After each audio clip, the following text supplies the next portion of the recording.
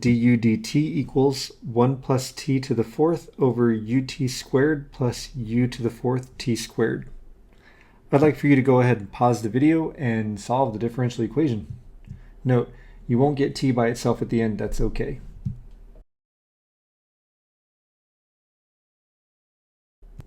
Just in case you got stuck at all, I factored a t squared out of the denominator, and that allowed me to separate, get all the u's on one side and all the t's on the other. And if you didn't finish, please go ahead and do so now.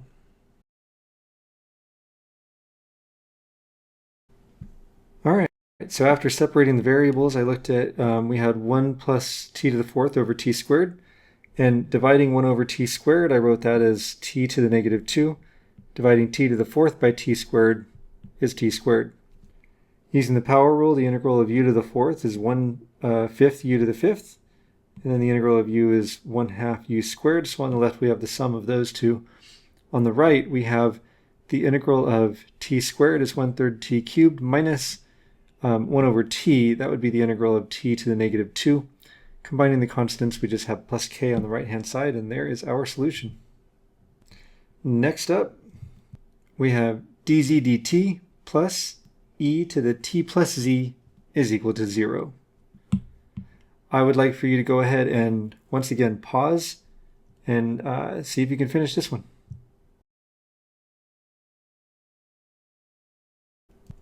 And just in case this tripped you up early here, I subtracted e to the t plus z from both sides, and then I expressed that sum in the exponent as a product. So we have dz dt is equal to negative e to the t times e to the z. And if that did trip you up, then go ahead and pause it and finish this up, please.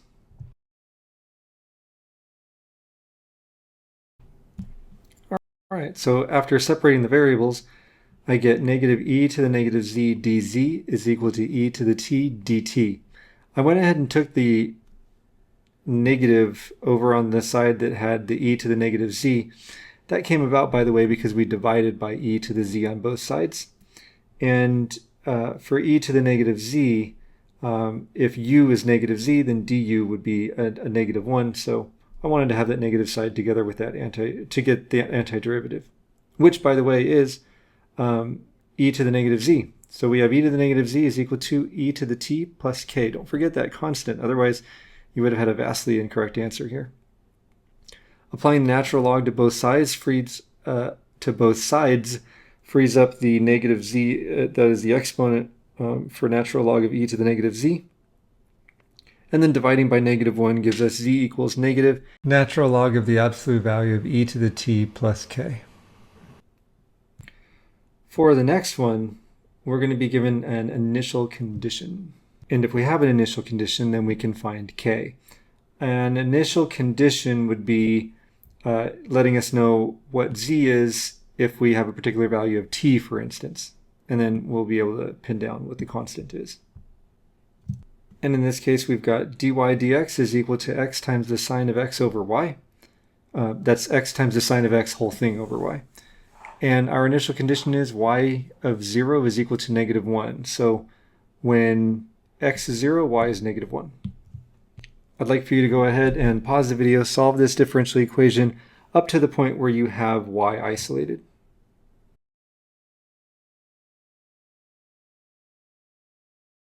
All right, so separating our variables gives us y dy is equal to x times the sine of x dx. We're going to anti-differentiate both sides.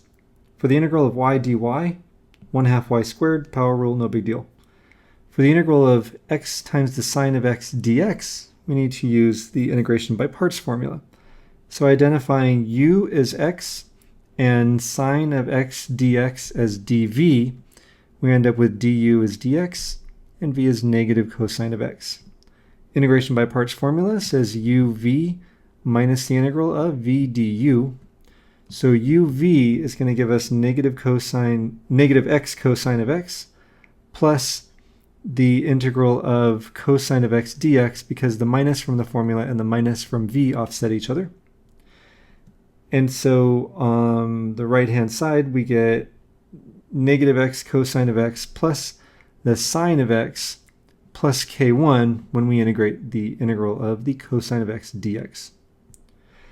Clearing the fraction from the 1/2 y squared would turn the k into a 2k. I didn't want to do that, so I just called it k1 at that step there.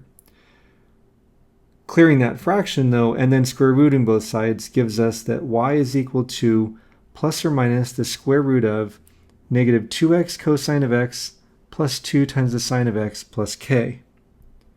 We have a bit of an issue, and it's that y is given as plus or minus. We're supposed to have a function. However, we have this initial condition here that says that y of 0 is negative 1. In other words, y is negative. So y is negative 1 when x is 0. So we'd have, I'm going to rearrange inside the square root. Negative 1 is equal to the negative square root of 2 times the sine of 0 minus 2 times 0 times the cosine of 0 plus k. Inside the square root, we have a few zeros there. We end up with negative 1 is equal to negative square root of k. We conclude that k is equal to 1. So y is equal to negative of the square root of 2 times the sine of x minus 2x times the cosine of x plus k. I wrote it in that order just to avoid the leading negative inside the radical because we could.